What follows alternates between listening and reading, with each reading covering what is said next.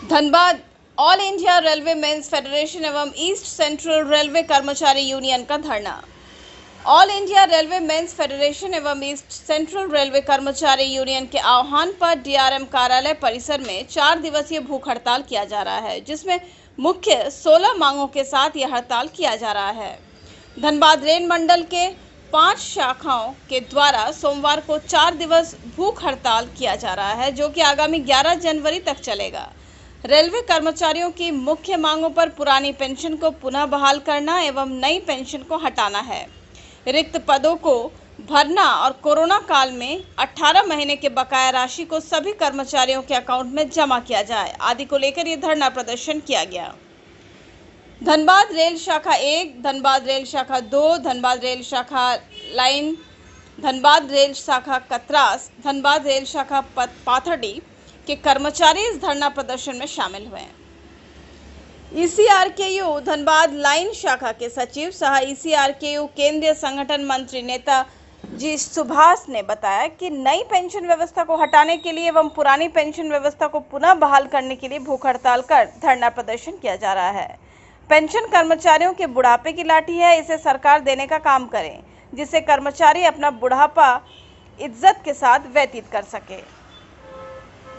आगे उन्होंने बताया कि सरकार के द्वारा कोरोना काल में 18 महीने का डीए रोक दिया गया था, जिसे देने का काम सरकार करे। निजीकरण पर सरकार रोक लगाए, वहीं वैकेंट पड़े पदों पर सरकार जल्द से जल्द नियुक्ति कर उन पदों को भरने का काम करे।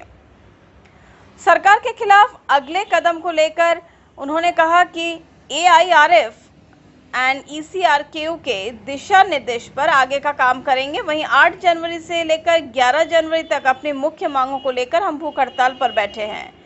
वहीं जो भी दिशा निर्देश आएगा उसे हम करेंगे।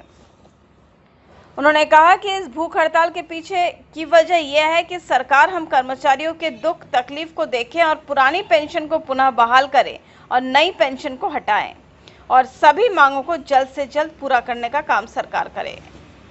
जो अगर इतना ही अच्छा होता तो एमएलए, एमपी, नेता, विधायक वो क्यों ओपीएस में है? एक एमएलए, एमपी, विधायक को करीब हमारा शायद सारा जितना भी आप उठा के देख लीजिएगा, एक आदमी को 3-3, 4-4 पेंशन मिलता है। अगर ओपीएस खराब होता या एनपीएस अच्छा होता तो उनको भी एनपीएस में आना चाहिए था। उनके लिए अलग नियम, रेल कर्मचारी, सेंट्रल गवर्नमेंट स्टाफों के लिए अलग नीति। जब आप बोलते हैं कि एक देश एक ये होना चाहिए, तो तब आप भी आइए एनपीएस में, आपको भी एनपीएस लेना चाहिए था।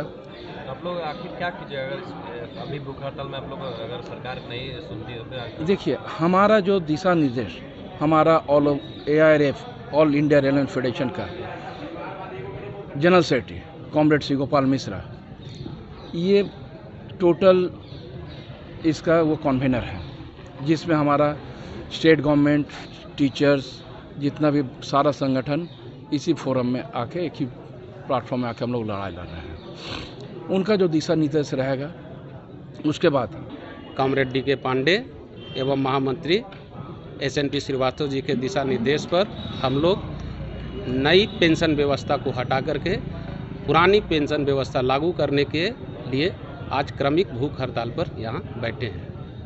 ये पेंशन जो नया पेंशन को लागू कराने के लिए लोग कई वर्षों से लोग मांग कर रहे हैं, लेकिन हट नहीं रहा है। कैसे हटेगा ये? हम लोग लगातार नई पेंशन नीति की खामियों की वजह से पुरानी पेंशन नीति को लागू करने के लिए लगातार हम लोग इसके लिए प्रयास कर रहे हैं, धरना प्रदर्शन कर रहे हैं, लेकिन सरकार के कानों तक शायद हमारी आवाज़ नहीं पहुंच रही है। तो इसी के आलोक में हम लोग आज 8 जनवरी से 11 जनवरी तक क्रमिक भूख हड़ताल पर बैठे हैं कि शायद सरकार के कानों तक आवाज़ पहुंच सके कि आप कर्मचारियों के लिए पुरानी पेंशन व्यवस्था लागू करिए। आपके कर्मचारी आज भूखे हालत में इस कंडीशन में पहुंच गए हैं कि अपने जीवन के अंतिम पड़ाव के लिए संघर्ष करना पड़ रहा है, भूखे रहना पड़ रहा है। ऐसा क्या नया पेंशन में जो आप लोग मानने के लिए रेडी नहीं? सबसे जो नया पेंशन का खामियां है कि आफ्टर सेवानिवृत्ति उसमें निश्चित राशि नहीं है कि कितनी राशि उनको मिलेगी, और जो उसका है कि महंगाई भत्ता से लड़ने का उसमें कहीं कोई प्रावधान नहीं है, जिसके वजह से आज 15 साल 18 साल नौकरी करने के बाद सेवानिवृत्ति होने पर किन्हीं को 1500, किन्हीं को 4500, किन्हीं को 5000 मिलता है, जबकि उनकी तनख्वाह जो लास्ट तनख्वाह होती है